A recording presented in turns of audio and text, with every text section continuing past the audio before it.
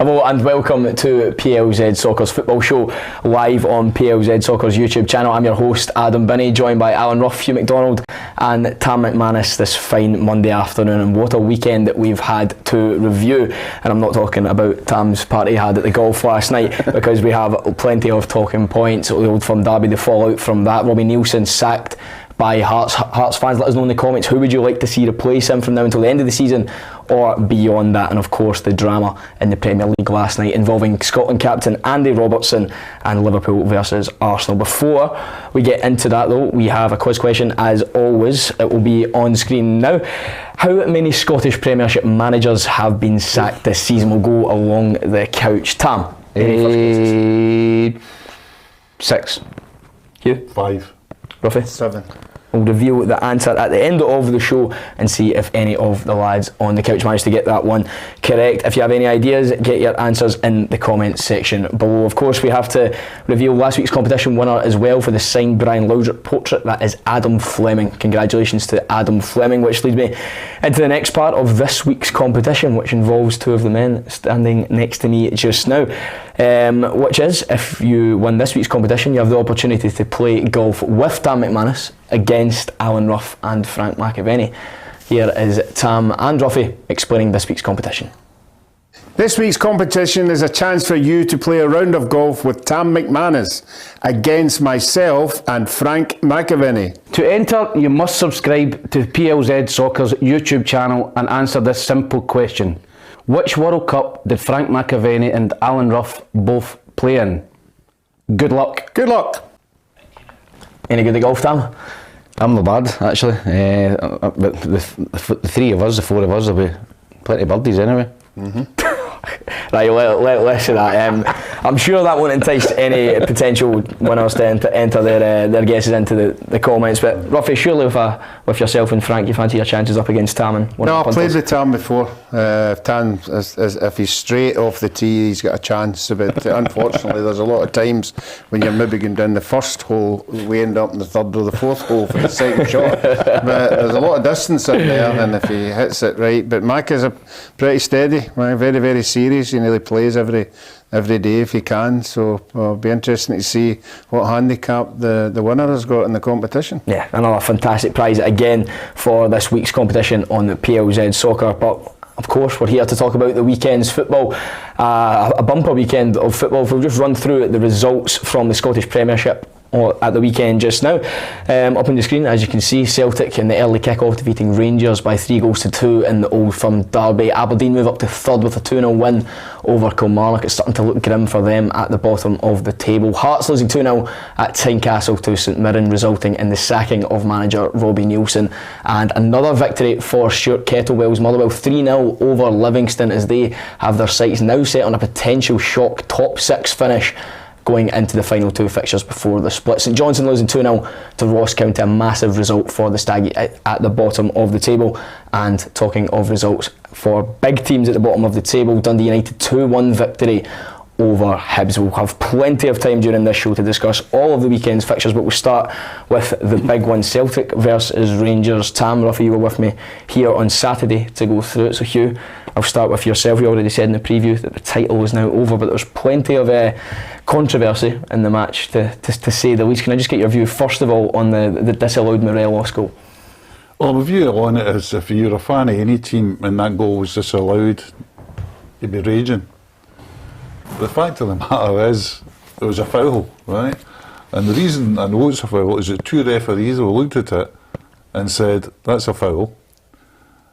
And the third thing is, if Rangers are going to write, as has been reported, to the SFA, what are the SFA going to reply? They're going to say the referee said that Alfred Morelos pushed Alistair Johnston. The video referee looked at it and agreed and said there's no clear and obvious error. Next. And that's it, you move on. I can see how people are saying, it's tough, it's this, it's that, it's the next thing. That's the fact of the matter. If you commit a foul in the penalty area, there's a danger that you're going to get penalised for it. The other thing is, people say that Johnson started. I think he did. I think it could have been a penalty. I wouldn't have been, it could have been a penalty because Johnston was holding and he initiated it. But you don't know what the referee's seen. And as soon as the referee has seen the shove by Morelos, he's going to say, "I'm taking." Well, some referees would say, "I'm not going to penalise that." So that's what happened. Tam, would you agree? I spoke about it on Saturday. I didn't think it was a foul. I didn't think it was a foul. I thought it was a goal. I thought Morelos was too strong for him. Kind of out-muscled him. But it was never going to get overturned. I don't think it was a clear and obvious error for the VAR to overturn it. I think that when you look at it again, there is a shove. I think it's soft. I think the goal should stand, but it's soft. But it was never going to get overturned by the referee because it's not a clear and obvious error. There is something there. If there was nothing at all, then it's obviously an error. But there was a small push. I think it was a goal. I'd be raging if I was a striker and I'd out-muscled the defender and headed it in. But I don't think that VAR was ever going to overturn it because it wasn't a clear and obvious error. There was a small push. Ruffy, go on. I've got a chance to watch it another 20 times. Saturday, where the officials only had the chance to watch it 2 or 3, and I'm in the same camp as Hugh. I do think there was a to and fro with the both of them. The both of them were sort of out-muscle each other.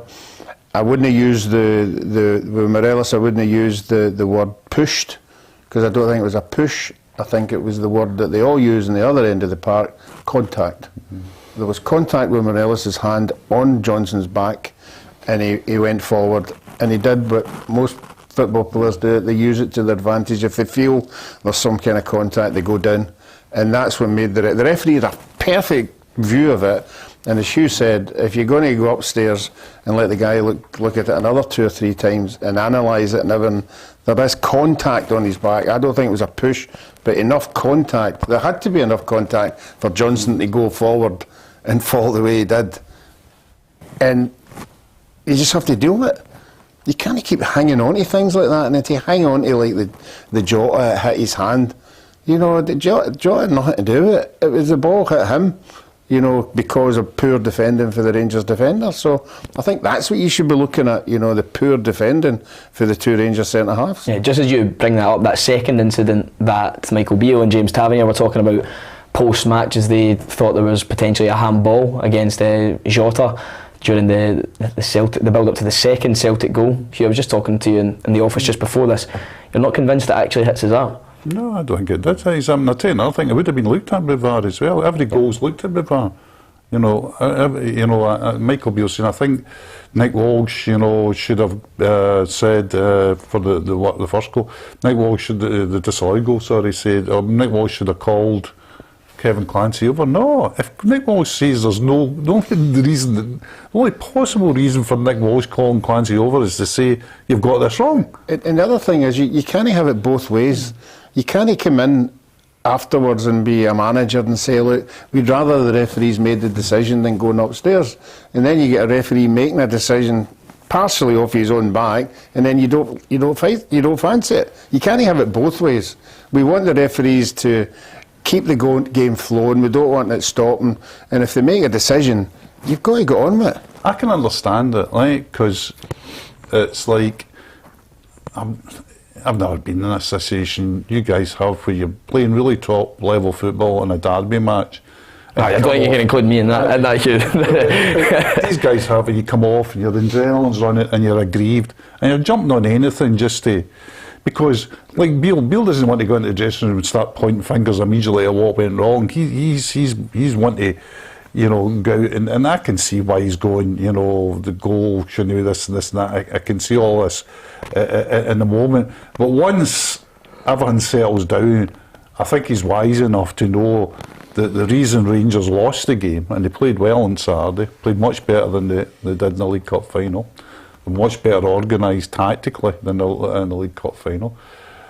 They can look at it and say, well, this is why we lost. This is why we didn't get that draw that we thought we should have got. The fact of the matter is, Rangers scored 2 goals at Celtic Park on Saturday night. If you'd have said to Mick Beale, you're going to go in Celtic Park on Saturday and score 2 goals, he'd have said, I'll take that. Yeah.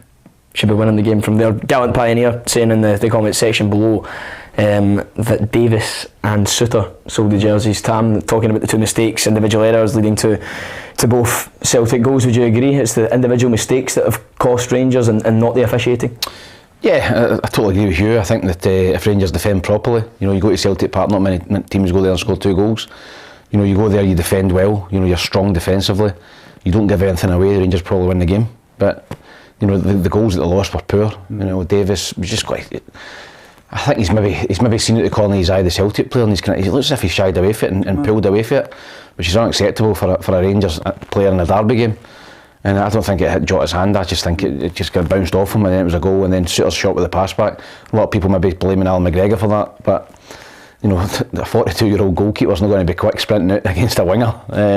I think he just reads it, Jota, and he takes it well. To be fair, he goes round the goalkeeper and scores. I don't think you can point the finger at McGregor. I think it's more Suter with a blind pass back. So yeah, Rangers were disappointed. I thought they played well in spells, but at the end of the day, we spoke about it on Saturday. Celtic have been there for the taking, in my opinion, the last 3 games against Rangers. Ibrox, Hampden and Parkhead.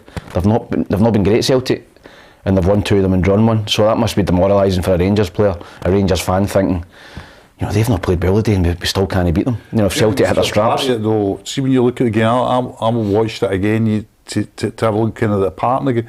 Do you think part of the reason, every Celtic fan and a lot of the commentary saying, Celtic didn't play well, do you think because the way Rangers set up, it made it more difficult for Celtic to play well? Well, Ruffy spoke about it Friday. Ruffy thought the Rangers would go and press, and I thought, I don't think that's their best option. I think maybe sit in and hitting the break with your ball carriers and take up the pitch, your Tillmans, the Kents. Rangers went right after Celtic. Maybe that was because they thought, last chance, Celtic, we've got to go and win the game. We've got to get after Celtic. But Celtic were misplacing passes, not because they were poor, but Rangers were putting them under pressure, and they were spooked a wee bit because Rangers were bang right up the pitch. Centre halves were up at the halfway line, they were pressing, getting after Celtic, forcing Celtic into mistakes. You could hear the nervousness in the crowd. So I think Michael Beale got his tactics spot on. Unfortunately for him, 2 individual errors, from the centre halves cost him the game. But I think Rangers will do the same at Hampden in the semi-final. They'll go and get after Celtic. They'll try and press them and force them into mistakes and try and win the ball high up the pitch. I didn't think Rangers were capable of doing that at Parkhead, but fair play to them. They went and had a go. It's obviously a different game in the semi-final. I think Rangers had nothing to lose at the weekend. They had nothing to lose. Nobody expected them to win. 60,000 fans there, Celtic fans. But I think obviously there's a little bit more pressure at Hampden. But I was impressed with the way Rangers actually went about it and tried to get after Celtic. Yeah, one player that was really impressive at the weekend was the official man of the match, Alistair Johnston, the Canadian right back, and singing his praises after the match at the weekend was manager Ange Postecoglou. Loves a battle, doesn't he? Yeah, he doesn't mind. I think he'd have a fight by himself. He's again another one who, you kind of, when you bring guys in, you obviously look at what they can bring to you from a, playing perspective, but, having sort of represented this football club now for 20 months, and I knew it before I arrived, you also know that it takes a certain type of personality to play here. Hugh, has it surprised you just how quickly Alistair Johnston would be able to settle in? Yeah, and I thought he would settle in quick. So I really did. Remember his very first game was Ibrox, wasn't it? Yeah. I remember I saw him at the World Cup, and I was looking at him at the World Cup, and when I watched him play against Belgium, my son and I, and we said, goodness gracious, is he just having a great game, or is that what he's like? He was playing against a good, so I wasn't surprised by his quality. You could see he was quick, he was fast, he was aggressive as well, and you can see that more clearly in a sort of World Cup game, because aggression is usually a bit muted, because possession's so good for players on the pitch, you don't get near them. You say, oh goodness, but he's just. Here's the thing, I mean, I don't know what the viewers think that watch Celtic games regularly. Guys are saying to me, that watch it regularly, say he's an upgrade on Juranovic. Mm-hmm. Yeah, but you said that at the weekend as well. Yourself, Ruffy, you agree he's a better player than Juranovic? Defender than Juranovic. He can tackle. He had a few tackles at the weekend there, a few meaty tackles that were, if he hadn't got it right, it could have been a booking or whatever. So no, I think he's got that in his makeup that I don't think Juranovic had. Same, I think Juranovic and him going forward are very, very good, but he seems to have a wee bit more dig in him, and to come into a Celtic team at that particular time it's fantastic. I mean, I keep saying this, we've had that many old firm players sitting in this this couch saying my first game or my second game, it took me about 25 minutes to get my head around it. He just went right in there, you know, and they had Ryan Kent, you know, a big player that the Rangers were expecting to do something pro, and he sort of had him in his back pocket most of the time. But no, I think he's at a great start, and again, every time a Celtic player comes in somewhere, you wonder about how long is he going to be there, because he's shown to remember his form. Yeah, Blackadder saying in the comments that he's the best right back in Scotland. It was a game of two right backs at the weekend, if you like, between Tavernier and Johns. Will go around the couch and ask who's the best right back in Scotland, Ruffy?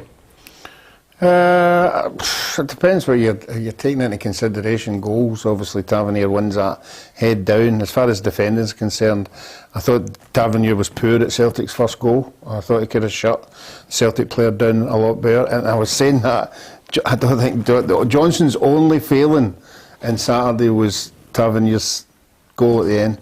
Well, he gets sucked in right underneath, I think it was Cameron Vickers, where all he needed was a wee glance to see, and that was his only mistake. So I think it's a bit early to say who's the better. Right now, who would you rather have in your team? As a goalkeeper, if you're lining up a back four in front of you, who would you rather right in front of you, Alistair Johnston or James Tavernier? I would say Tavernier. I think Tavernier's had a great season, but that's nothing against Johnston. I think if you've got a defender in your team who's scored that many goals, you know, it's an asset, you know, so I think Tavernier's had a very, very good season. Hugh? I don't think Tavernier's a right back. No. I don't think he's ever been a right back. Can't defend. And you just don't, and the amount of abuse I've got on this programme for it. But see the amount of times, seeing big games, I'm not talking about playing Ross Counties or I'm talking big games, European games against Celtic. You could do a highlight reel of the goals he's lost against Celtic. You honestly could. But do you think his proficiencies in the final third and going forward, do you think that maybe outweighs it? 100 goals now for Rangers, is that? That's it. I mean, that's your own personal thing. Can you say? I mean, that's subjective. Can you say to yourself, right, he scored 100 goals? Does that make up for the mistake where Forrest scored against Celtic, not marking the back post when Sinclair scored against Celtic? I'm just talking the ones off it. Saturday losing a goal. A European Cup final or a European final is passing a player on to right that he should be going after for an equalising. I mean, it's subjective. I don't know. For me, it wouldn't, because I'm looking at my right back to defend. I'm looking at my right back to say, if I'm wanting 100 goals in 8 or 9 seasons, I'm wanting that off a midfielder and a guy going forward. I think technically, and I've talked to people like Mark Warburton that have worked with him and all that, they say technically his delivery is Premier League top end Premier League. You know, sort of the Trent Arnold, they'll say that he's that high percentile in his delivery. But I always thought with Tavernier I'd have played him further forward, and I think in a very, in an elite top level thing, he's not right back. Johnston or Tavernier then? A right back for your team? I think Johnston's got problems as well. I think Johnston got away with a lot on Saturday. I think he's a terrific player, was made man of the match, but see if things go the other way, could have been a penalty for that wasn't a clear and obvious error if Clancy says the first tug's hit you. Tugged Morelos in the box later on as well, wasn't spotted, and he was at fault with badly at fault with the second goal. Yeah. I don't think he's done enough yet to be the best right back in Scotland, so or has he? I don't know, it's tough. I'd have to Can't sit on the fence now, Hugh, come on. I just don't think Tavernier's a right back, so I'll go for Johnston. Johnston. Sam? I'm going to go for Johnston. Max Johnston at Motherwell. Next question, please. That's just because you've coached them. So Max Johnston, seriously the best? No, listen, I think Tavernier is... I think he's the best right back at the minute, but I think Alistair Johnston's a better defender. It's all subjective. It's what you want from your right back, and a lot of modern coaches, modern football's about your right back getting forward, and creating and scoring goals. And if you're wanting that from your right back, then Tavernier's your man. If you're wanting a solid right back that defends well, keeps clean sheets, and then Alistair Johnston's your man. So it's just whatever you want. But I'll go for Johnston. One man that will certainly back Tavernier in this debate is Rangers manager Michael Beale. Here's him speaking about his captain post-match on Saturday. To score 100 goals as a fullback, I think is a fantastic achievement. He won't be feeling that or thinking about that now, but when the dust settles, I think he should get the accolades for that, because I think it's outstanding. It's not just the goals, it's the it's the assists as well. And let's not forget, he's just walked in the room as I'm talking about him, so I'll stop talking about him now. But let's forget about the just the goals net for a minute. It's a tough thing wearing an armband for one of these two clubs, certainly when everything's not going in your favour. And to score 100 goals for Rangers is a fantastic personal achievement. Hugh, where do Rangers go from here? Because that's 4 Old Firms now this season and they've not won any of them. Yeah, I mean, listen, it's difficult for them at the moment. They're in a state of flux. Where they go from here is, and I'm sure they're doing it at the moment, is to sit down and say, right, who are we going to have next season? What are we going to build around next season? And I think that's the major problem.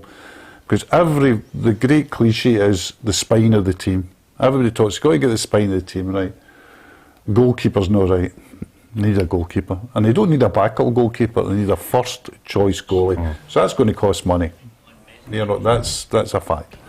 They need another centre half because Goldson is more than decent. Goldson will be fine, but you need somebody to put beside him. I don't think Davis is the answer. And till John Souttar gets up to speed, he's not the answer, so they need another centre half. Up front, you could say they need the front three. They need 3 players, but they certainly need a centre forward because Morelos is off. Fashion Sakala is a line man if he's anything. Roof, you can't rely on because of injuries, and Kolak's not good enough. Yeah. And I'm not saying that Kolak's not good enough. Michael Beale's telling you Kolak's not good enough because he's starting Morelos before him in a win or bust game. So Michael Beale's telling you that. So that's 3. That's for a kick-off. You need, 3 major positions filled. Where do you get the money from that? When there's no real saleable assets. I mean, who are they going to sell? Rangers are going to sell for a lot of money in the summer. There you have it. Yeah. So just we'll get back to that point in a minute, but we've just got some breaking news. There's been a statement released from the SFA. It reads, the Scottish FA has referred a significant volume of threatening and abusive emails to Police Scotland after personal and professional contact details of Saturday's Old Firm referee Kevin Clancy were published online following the Derby match. The association's security and integrity manager has been liaising with Kevin and Police Scotland following a series of unacceptable messages being sent via email and phone over the holiday weekend. We offer our full support to Kevin and reiterate our wider support to the referee community. Ian Maxwell, Scottish FA Chief Executive, said the nature of the messages goes way beyond criticism of performance and perceived decision making. Some are potentially criminal in nature and includes threats and abuse towards Kevin and his family. We have referred the correspondence to the police and condemn this behaviour in the strongest possible terms, as well as the posting of a referee's personal details online with the sole purpose of causing distress. Football is our national game. It improves and saves lives. Without referees, there is no game, and while decisions will always be debated with or without the use of VAR, we cannot allow a situation to develop where a referee's privacy and safety and those of his family are compromised. We all have a responsibility to protect our game and those essential to it. The Scottish FA can also confirm the referees operation team have responded to Rangers' request for an explanation for an on-field decision involving Alfredo Morelos. Tam, it looks like personal details of referee Kevin Clancy have been compromised at the weekend. Now, no matter how bad you think his performance was, which objectively probably isn't as bad as people are making it out to be, you just simply cannot be having this. No, it's out of order, and there was always going to be massive pressure on Kevin Clancy in this fixture, and there has been a big decision made. We were hoping we were just going to be speaking about the football, but a lot of Rangers fans will be very angry at that decision going against Morelos. But as you said, there's no way that can happen. A referee's personal details published online and getting threats to his family, it's bang out of order, and whoever's done it he needs to take a long hard look at themselves, and hopefully the police intervene in this and catch whoever it is, because as I said, the referee's under serious pressure. He's made decisions. That's football. Some go for you, some go against you. But those sort of threats to him and his family are bang out of order. Ruffy, is this the sort of thing that do you think maybe deters people from wanting to become referees? We've had a history of years of abuse from the stands, but now in the age of social media, it becomes like you can almost get connected to a person and spread information even quicker. Stuff like this. A young boy, people my age or younger, are not going to want to become a referee if they're hearing things like this happening. Oh, I would agree with that. I think Tam's hit it in the head that the only way we can stop this is to find the culprits, accordingly. you know, the police should be very good at this. I mean, I think they've all moved on to this cyber stuff and everything, so they might keep it within house, but you would like to think maybe in a month or two we'll hear that 4 or 5 people have been identified and punished accordingly, and then that's the only way you'll stop all the other idiots that do it. You know, if it's to be seen, you know, that and I would go that, I mean, I know it's difficult to post who they are and where they are and everything, but if they're prosecuted, I would make sure that everybody else knows, if you're in this part of, you know, that you're going to do these kind of things, that this is what's going to happen to you. Yeah. Hugh, your reaction to the statement? Yeah, just very, very saddened, really, very, very saddened. I think anybody who's worked in football, whether it's a referee or a journalist like ourselves, has been, you know, subjected to abuse with the keyboard warriors, you know, and when it goes to the level of you know, affecting your family and your safety, it's just appalling. And it's something. What I will say to the guys that have sent these emails, or you know, or anybody that's involved in this, is the police are pretty slick, in my experience, of picking up who you are. Just because you say you're right under a pseudonym doesn't mean you say they can't get you. You know, there's ways and means of finding out when and where and from what machine emails were sent. So I'm sure the police are on to that at the moment, and I wish them well in it. Yeah, disgusting to hear that from coming out from the SFA, and glad they've managed to bring that to our attention. It's saddening to hear, and everyone at PLZ Soccer, of course, hopes that the safety of Kevin Clancy and his family remains intact. Moving on to another big game from the weekend, Hearts versus St Mirren, St Mirren, 2-0 victory, and as a result of that, no more Robbie Neilson. He's been sacked. Do you think that's harsh? 5 losses in a row, but if you look at his record over... I think overall his record maybe buys him a little bit more time, but you know, when you're a manager of Hearts or Hibs, you cannot lose 5 and 6 games in a row. You just can't. It's just, you know, there's going to be serious pressure on you. Lee Johnston will be getting it shortly as well, I think. You know, the run that Hibs are on. So for Robbie, you know, all looked great 6 weeks ago. You know, really, it's just turned in the last, you know, 5 or 6 games. You know, coming out of Europe, I thought they'd have been a stick on for 3rd place. Maybe they have a wee bit of complacency set in. You know, they were well clear at one point in 3rd place. You know, there was talk about challenging Celtic and Rangers, so maybe they've got ahead of themselves a little bit.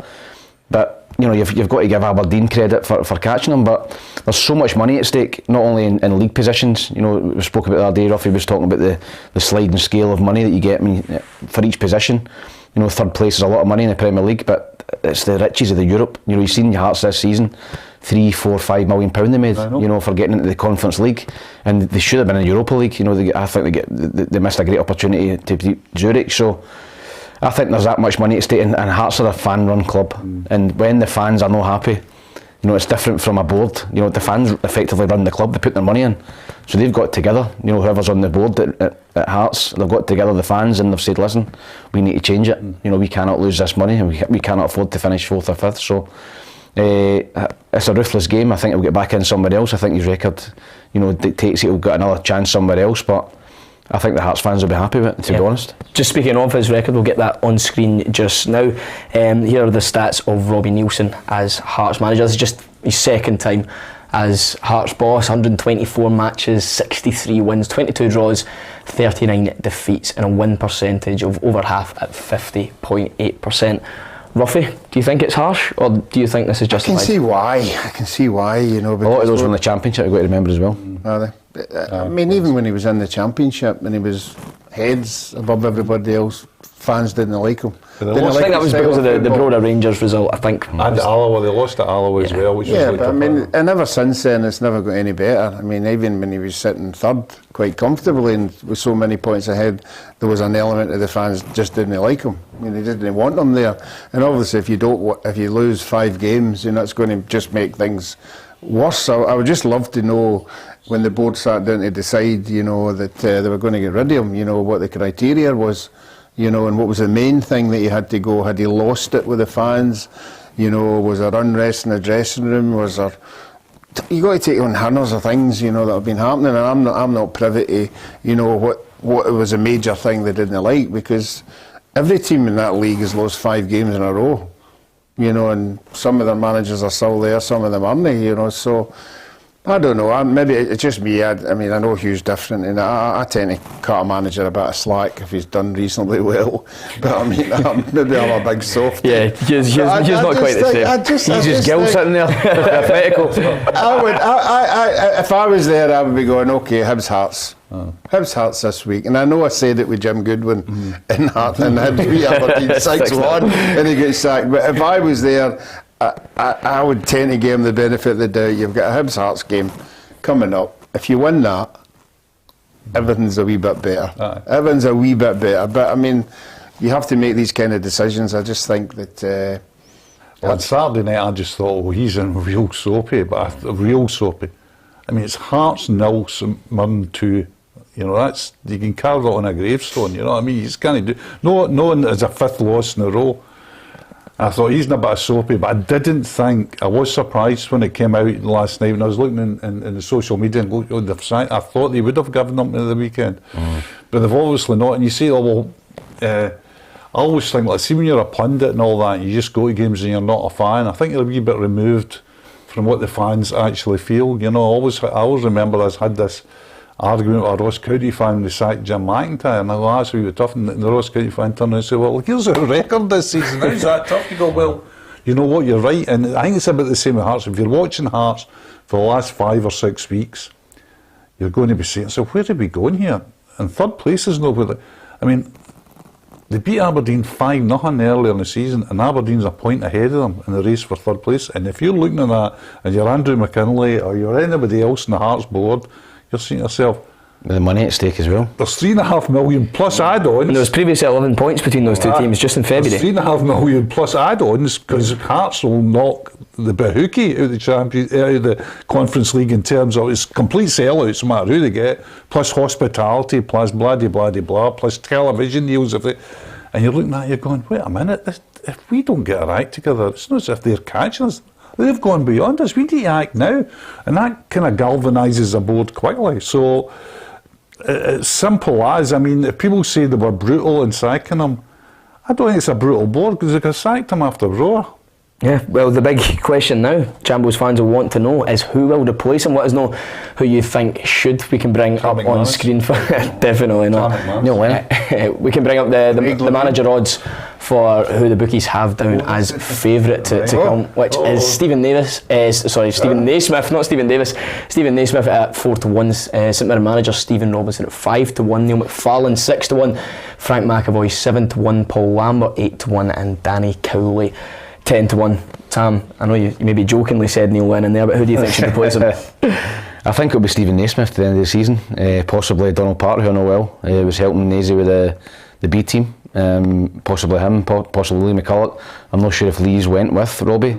It was just obviously we just know that Robbie's left, but I think Stephen Naismith has got enough experience to take it to the end of the season. And beyond that, unless I've got well, it's up to him. It's like it's the same similar situation to Barry Robson, and he gets first crack at it. If he gets in and gets results, Hearts finish third, then he'll probably get the job on a full-time basis. But I seen big Neil McFarlane up there. His nickname's the Goon from Dunoon. Yes, big Neil. Interestingly enough, so he's up there with Stephen Presley, who I don't think the Hearts fans like too much because he was giving it that when he came back to Celtic. So I don't think Big Elvis is going to get it. But listen, I think possibly Nazy and maybe Donald Park, who's very experienced, maybe helping him. Naismith backed by Tam McManus. Hugh, who do you think? Well, another PLZ pundit headed for management. Is that the way we're looking at it? Yeah, potentially a former pundit. Yeah. I could see why they would go for him. There's two lines of reasoning. There's one line of reasoning that before they came to their decision they had, and any good board would be, they've been thinking about who they're going to get if they sack the manager or the manager leaves. So presumably the board has got a list of people that they want to approach that we're not aware of and going. I mean, the Nazy to the end of the season would make a bit of sense because then you're just backing on the sense that we just need the Barry Robson effect. We just need to say let's get this all the wheels back in the car and let's move again. But third place is well within our capabilities. I know people have been talking about injuries and they've had injuries in crucial positions, don't get me wrong, but there's a strong enough squad there to finish third, no doubt about it. strong enough squad to finish third. So, maybe I'd probably at the moment opt for the caretaker idea at the end of the season. Yeah, Ruffy, a name being mentioned by a few people in the comments is Craig Levein. I was speaking to him last week. He confirmed he wants to get back into management. I was speaking to the Dundee United owners just before Jim Goodwin was announced as their manager. Do you think he's someone that could potentially go back to Tynecastle again and take over till the end of the season? Well, I'm not privy to how he left, and if he left in good circumstances or not. He certainly got a lot of experience. He seemingly was offered the Dundee United job, but he just didn't think it was the right one for him. But no, I think you need a fresh face. I think you need somebody to go in there. Be interesting to see. I mean, there are enough managers out of a job, so the list will be, as we go on day by day, there'll be names out there getting thrown into it. The Nazy one, at the end of the season, but I would think Hearts would be probably looking at a bigger name than that. Yeah, the team that sealed the fate for Robbie Neilson was of course St Mirren at the weekend, and people are glossing over the fact of just how great they are. One name up there, second favourite actually, was the St Mirren manager, Stephen Robinson. If you look at them now, I think it's just 1 point they need from the last 2 matches to guarantee top 6 football. Just how great of an achievement that would be for that club for the first time ever. And yeah, fantastic. I mean, they've never finished in the top 6 in the Premiership history, so it'd be tremendous. I think St Mirren's target at the start of the season was staying in the division. I think a lot of teams are like that. Livingston, St Johnson, Kilmarnock, stay in the division and then see if you can push up. But St Mirren have been up there all season. They're up there for a reason. They're a good team, strong team. A solid Premiership players in their team. So listen, Stephen Robinson's done a great job in there, and if they can finish, I think they're a point behind Hearts at the minute. 3 points behind third. I mean, we spoke about it. If he finishes third this season, another guy that's going to be up for manager, is a fantastic achievement. But you see the thing about Robinson as well. Robinson, what he did at Motherwell was very, very underrated. He got them third at one point, did they not? Yeah. A few cup finals as well. A couple of cup finals, and what he's got is, see, sometimes a manager can have a good season and all his players stay fit and the system works, hard to beat. Maybe have a guy that can nick a few goals and suddenly you're Jose Mourinho. But he's done it consistently, and he does it with a wee bit of swagger. I think, see, when he plays at times, he's not averse to playing two up front. If the situation warrants it. He's very detailed on, the shape of the team, very detailed on things like set pieces, etc., etc. I always thought he was in with a real shout of being, Northern Ireland have obviously got a smashing manager and that. I always thought, that might be his next step up, because it's very hard to go from the Scottish Premiership into a higher job in England, except if you're at maybe Celtic and Rangers. So I've always had a lot of time for him, and yep, I mean, there'd be I wouldn't have any great criticisms if Hearts went in that direction. Ruffy, do you think Stephen Robinson could be the man for Hearts? I don't think he would let them down. I think he's more of an Aberdeen manager, particularly with Burrows been there. Yeah.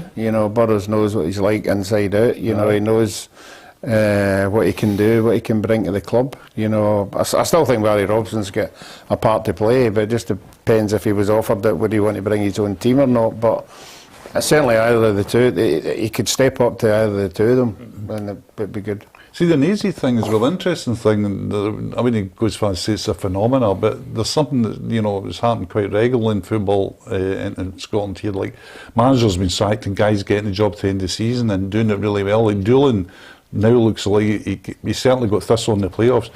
Could even win the title, still in it. Yeah. He could win that title. I mean, I looked at that table and you go, goodness gracious, I think they're 3 points off Dundee, maybe 4. But anyway, they're in that argument. Robson has taken them to third place, and Hearts might be thinking the same. You know what? What's to stop Nazy not having a good couple of months at it as well? But Tal and Alan will know better than me. But sometimes, with a manager as well, you just stop listening to the manager. He becomes tired and all that. Somebody comes in with a wee bit of fresh ideas, lifts the club again. I mean, they're a point off it. It's not as if it's not like a relegation battle, like, that Jim Goodwin's won at Dundee United. There's a lot of positive stuff there. You're 1 point off what I would call the rest of the league championship. You know, Hearts never going to finish second. So you're talking about the rest of the league title, they're 1 point away from it. Yeah, you referenced Jim Goodwin and Dundee United in their relegation fight at Tam, a victory over your former club yesterday. Hibs 2-1, just how big is that for United? I think it's a massive result. I think that, you know, the results at the weekend, and I spoke about it on Saturday, when you're a player and you're down there, you know, and you're always looking at other results. You know, and those Dundee United players have been looking for Kilmarnock to pick up result, or Ross County. You know, and Ross County going to St Johnson and winning, you know, made that gap 5 points. That's the first time this season I think it's been quite a large gap. So I think Dundee United had to win that game yesterday. You know, they get a wee bit of luck at the end. It's great play for Stephen Fletcher. You know, great striker play. You know if you get a touch there, the defender's going to take you out. And they scored the penalty late on, but massive result for Dundee United in terms of Hibs. You know, the pressure's now starting to increase on Lee Johnston. You know, you look at social media. You know, there's a lot of Hibs supporters not happy, and they have got a mass. I think if Hibs don't get in the top six this season, I think there's a change of manager. I think it's unacceptable for Hibs to be in the bottom six this season in this league. You know, disrespect to other clubs. You know, we spoke about Aberdeen. Aberdeen beat 5-0 off of Hearts, 6-0 off of Hibs, beat Darvo. They're sitting in third. You know, so it's not a great standard out with the old firm. So for Hibs not to get in the top six, you know, and they've got 2 games left to do it, I think Lee Johnston would be under serious pressure for his job. Ruffy, would you agree? Is Johnston in trouble? I think it might be unacceptable if Hearts were to beat them. I think the fans would have... Managerless Hearts as well? Again, it's a big one. It's a discussion that we're having, you know, when do you sack your manager, when don't you? You know, and generally a derby defeat, if it's a bad one, you know, that can affect it. The lead up to this game hasn't been particularly good for him. You know, and I think he's had a couple of results that sort of took him out of the pressure pot. So he's already been in it, you know, and then saved himself. But when that happens to a manager, you know, people are just waiting for it to happen again. And if it happens again against your biggest rivals, then sometimes, I mean, that's when you get fans just going absolutely crazy. Hugh, could this Edinburgh derby seal the fate of Lee Johnston if he doesn't manage to get a victory? Well, it all depends what it's certainly got the capacity to do that. It's certainly got the potential for that. But it all depends how involved he is with the owners and how tight that is. If they're sort of talking about this project and they want to give him another year and they can say, oh, he was hit hard with injuries and blah, blah, blah, blah, fine. And I'm not privy to how close that relationship is. But if that relationship is in any way loose, if he doesn't make the top six, there's a real valid case for saying tatty bye. Yeah, another huge result at the weekend was Aberdeen 2, Kilmarnock 0, a massive victory for Barry Robson's side. And Tam Duke at the double again. We were discussing it at the weekend with hearing some Rangers and Celtic fans potentially thinking Duke is good enough to play for them come the end of the season. We'll speak to you on Saturday, but how far do you think he can go? English Championship, English Premier League maybe? Yeah, listen, I think he's obviously came to Aberdeen for a reason. You know, it's a great stepping stone for any player abroad to come to Scotland and catch the higher scouts in England, and the English Premiership is obviously his ultimate aim, as it probably is with every football player at the minute. You get down there, you get in the best league in the world, you get that money that comes with it. So Aberdeen fans will want to keep him, but you know, I think he's signed he's got a deal to 2025, so they'll get a wee bit of a leeway, Aberdeen. But I think he's good enough to go and play with Celtic Rangers. I think he's very, very talented. He can play in either wing, he can play through the middle. You know, he's got a low centre of gravity, you know, and he's quick, he scores goals, he's catching the eye at Aberdeen. So when you're at a team out with Celtic Rangers and Aberdeen at Hearts or Hibs and you're banging goals in, the big two are going to have a look at you. So I'm sure that both of them are looking at him now. Whether he decides to go to one of them or maybe down to England, I don't know, but Aberdeen will struggle to hold on to him. He's a very, very good player. Got to ask you as well, we've got Don Clark in the comments, Derry City fan asking if you're watching the game tonight.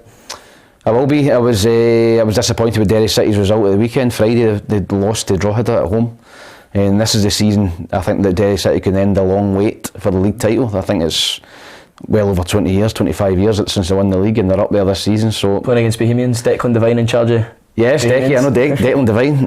He was assistant to Stephen Kenny at Dunfermline. He was my assistant at Derry City, and I remember when I first signed for Derry City, I came from Colorado Rapids, which from Denver to Derry wasn't any offence to Derry, it wasn't a great move for the wife.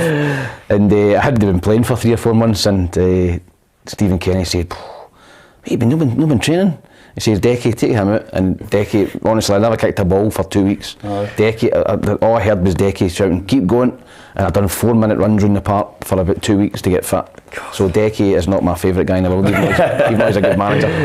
Yeah, we've been speaking about Duke and potentially him playing for one of the old firm, but at the weekend we said he could be a player that's up for Player of the Year, or maybe even Young Player of the Year. He still qualifies as a 23-year-old. Another player could be up for that is Kevin Van Veen. He was brilliant for Motherwell. Yeah. 2 goals at the weekend, Motherwell 3, Livingston 0. Just how important has he been for this revival? Absolutely central to it, because like any team, I agree with Tom, there's not much between all these teams. See, after Celtic and Rangers, there really isn't.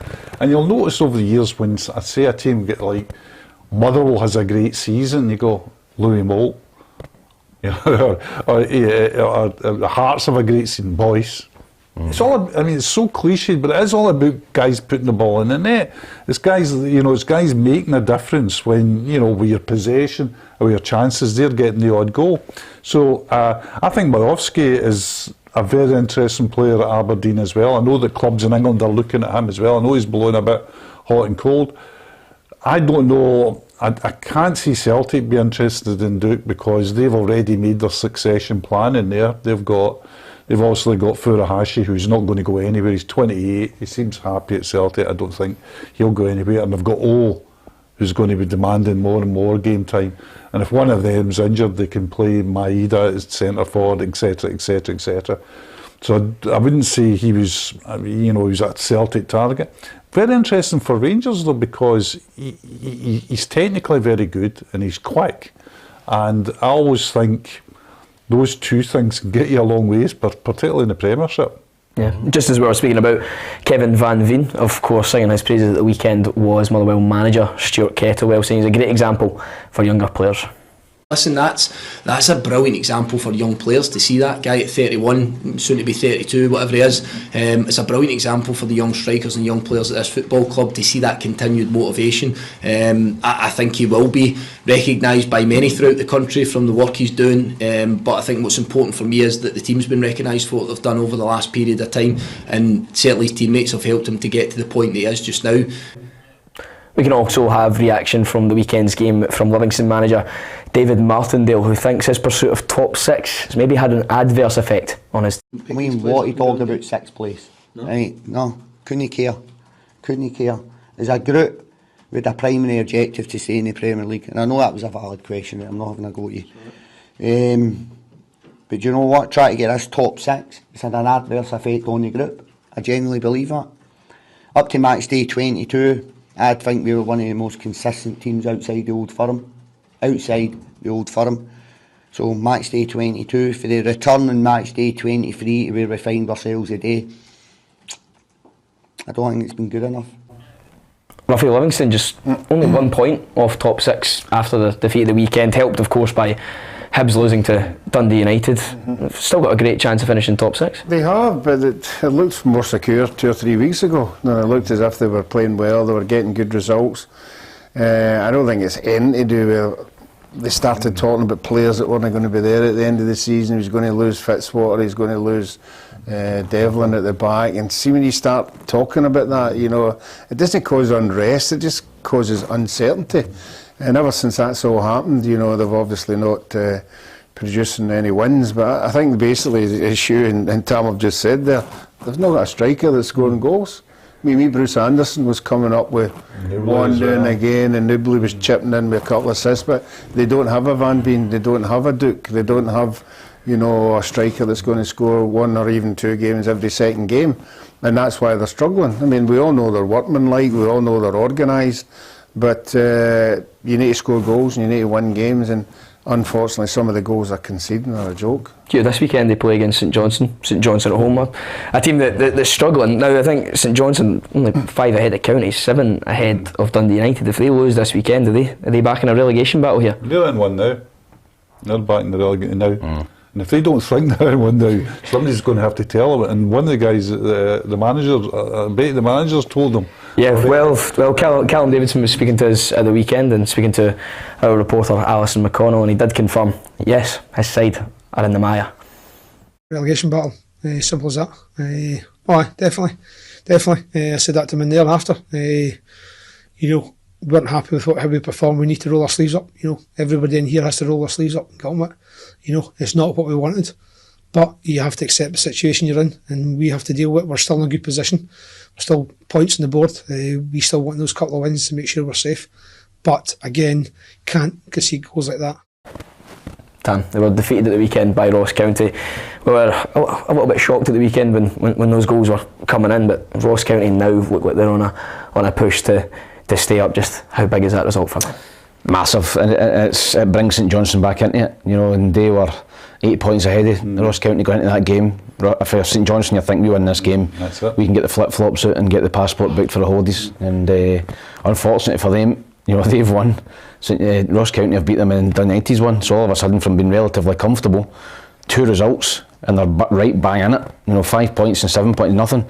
They've all got to play each other in the bottom 6. So they're banging a relegation battle. They weren't in one last season, and they've got experience of getting out of it. But for Malky Mackay and Ross County, great result for them, and it just pushes them a little bit further clear.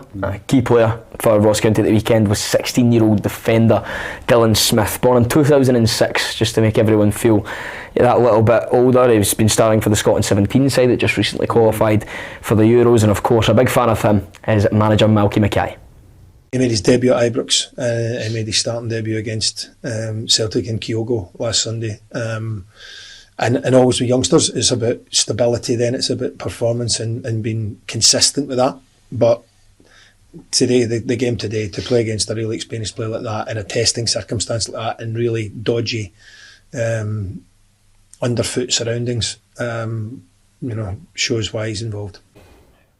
We're just taking a look now at the Scottish Premiership table after this weekend's results. Celtic win in the Old Firm derby, taking them 12 clear at the top. Aberdeen now a point ahead of Hearts in third. Hearts, St Mirren and Hibs complete the top 6, but Livingston just 1 point behind there in 7th place. St Johnson 5 behind Ross County in the relegation playoff position, so they're back into a relegation battle. And Dundee United bottom. Lads, I think the title's all but wrapped up, but it's certainly not finished at the bottom end of the table. Who's going down, Ruffy? I've said Kilmarnock all along, and they are good at home, but away from home.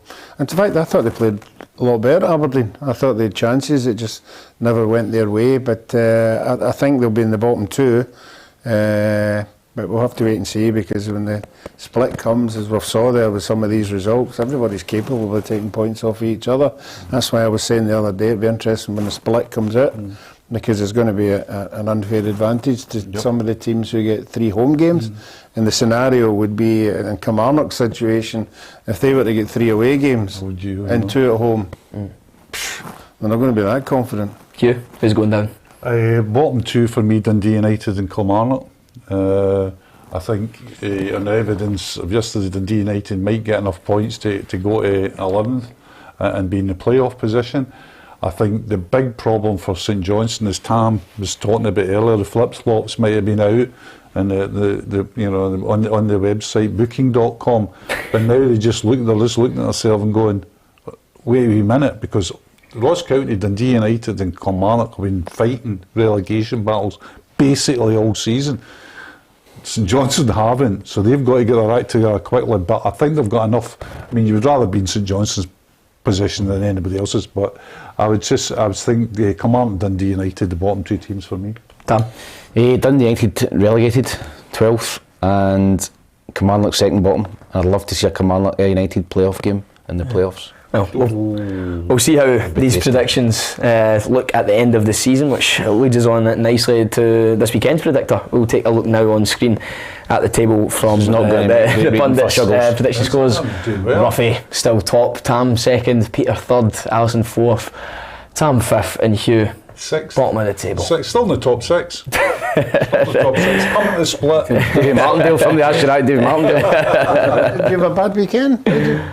I get 8 points. Yeah, Hugh, you're going to need to try and drag yourself out of. I don't think I have to. Shuggles has got nothing there. Even if Jose Mourinho came in and took over from Shuggles, he's getting nothing out of that team. He's bottom, tailed off last. As long as you finish bottom, that's fine, because you'll be buying the dinner for all the staff, just like Tam Cowan did last year. For the staff, but not for the pundits. Oh, I like that. I've been disgusted with some of the comments on the WhatsApp group. Soup for starter for me. Yeah, at the weekend we've got to talk about this before we finish. The Arsenal versus Liverpool game on Super Sunday yesterday. Tam, a fantastic match, but the big talking point just before half time looked as though the linesman put an elbow into the Scotland captain Andy Robertson. It's just madness, isn't it? It is mental. I was happy because I had Andy Robertson to get booked in my bet and to get booked, but I think the official's in big trouble. I don't think you can do that. You can't raise your hand to a player. We've seen Mitrovic getting an 8-game ban for raising his hand to an official, and I think this official in England's going to be getting a long ban and maybe demoted down to maybe Championship or low league levels, because he cannot do that, and it's live on Sky as well and everybody's talking about it. So I think he's got to lay low for a couple of days and hope it boils over. Hugh, if you look at the rest of the game, it was a fantastic spectacle. Great game. I mean, the quality is down there is terrific. I've watched a couple of games down there live this year, and it's always a bit sniffy about English because of the English Premier League, but it is now the best league in the world. Yeah. It's as simple as that. That's where the depth of it, the speed of the techniques. A great game, but that assistant referee, I don't know what he's doing the second half. He should have been, absolutely binned at half time. And there is a case. We're talking about Mitrovic's bans. I think there's a case for him. He'll be going so far down the leagues, he might just turn his whistle in. It's not looking good for the assistant referee, but something to look forward to for all of our viewers. Coming out on Wednesday is an exclusive 1-to-1 with Peter Martin and Alex McCleish. We're up a level again, Real Madrid in the final, but the teams previously then they were sticky, apart from Watershy was the brilliant home performance 5-1, and I remember Sir Alex used to invite the old pensioners in to watch training and stuff and bring them in the back. There was a wee room at the back where he gave them tea and that, and one of them was waiting on me the day after the 5-1, and he said, that away goal could be dodgy. Yeah, veteran manager there, Alex McCleish, speaking to Peter Martin. The full interview will be out on Wednesday. From one former manager, Hugh, we're going to go now to the youngest manager in the Scottish senior pyramid. I know you've spoke to him before. Here's a little taste of what I was speaking to Kilsyth Athletic manager, 23-year-old Beale Hanlon. He's exceeded everybody's expectations, probably even his own. I think the sky's the limit for Beale. Certainly what I've seen. He's going to be 24 this year, if I'm right in saying that. He's got so far to go.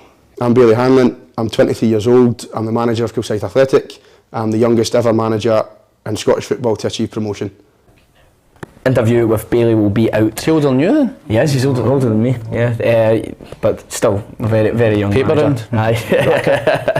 Yeah, that interview will be out on our YouTube channel at 5 PM tonight, so just as soon as this finishes, head over to the recently uploaded video section on our YouTube channel to watch the full interview with Beale. Little dressing room insight we get as well. Hugh got into the dressing room and hear him. He's not shy to give his players a bollocking. No, but I went and watched when we were doing this on the road series that I do, and I'm not kidding you. The way they play, it's some of the best football I've seen all season. See the way they set up and played, and see one of the things I was talking about. So I was at Drumchapel on Friday night watching them against Gartcairn. And see that level now, the amount of coaching and fitness that players have from way my day. See when you played in that level, White Van was going on the scheme, just picking up aiming it, jump in the back of the van and play. See now the level of what best word professionalism now, it's off the scale, and it's great to watch. Great to watch. Looks like Beale could one day be a top manager, already making waves down in Tier 9 and Division 4 of the West of Scotland Football League. Speaking of managers, our quiz question today, which will go back on screen, was how many Scottish Premiership managers have been sacked this season? Did you say 6, Tam? You went for 6. 5 and 7? Well, Ruffy, congratulations to yourself because 7th is correct. Yeah, we had confident in that. Yeah, we had Jack Ross. Terrible. Jack Ross, the first to go. He was succeeded by Liam Fox, who also got the axe a few months ago. Graham Alexander started his Motherwell box. People forget just after their European troubles that he was gone, and then Stephen Hamill went. Robbie Neilson just this weekend gone, as well as Jim Goodwin and Giovanni Van Bronckhorst to make up the 7. And that concludes our Monday show for the PLZ Soccer football show. Just before we go, one thing to put to you as well is, again, you have the lovely chance in this week's competition to play golf with Tam McManus against Alan Rough and Frank McAvenny. This week's competition is a chance for you to play a round of golf with Tam McManus against myself and Frank McAvenny. To enter, you must subscribe to PLZ Soccer's YouTube channel and answer this simple question. Which World Cup did Frank McAvenny and Alan Rough both play in? Good luck. Good luck. That concludes our football show on PLZ Soccer's YouTube channel for today. It's been a pleasure. Lads, make sure you subscribe to our YouTube channel to make sure you don't miss any of the shows this week. I'm here all week in the absence of the gaffer, Peter Martin, who has patched us to stay in Spain this week playing tennis. But Tam, they're filling in well. Thank you very much. And we'll see you all tomorrow. A young